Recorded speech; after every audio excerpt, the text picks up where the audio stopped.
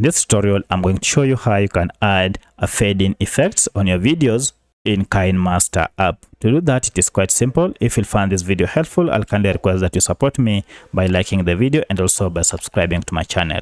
Alright, let's get into it. Now head over to these settings if you want to add fade-in or fade-out effects, and then tap on it. From here you can see we have audio effects and video effects. So if you want to add fade-in effects on audio, then go ahead and choose the audio option. However, for our case, we want to add fade-in on video, so I'll go ahead and choose video. And now you can see we have the fade-in effects here, and this will add the fade-in effects to the start. Go ahead and use this bar to either increase or reduce the fade-in effects that you so wish on.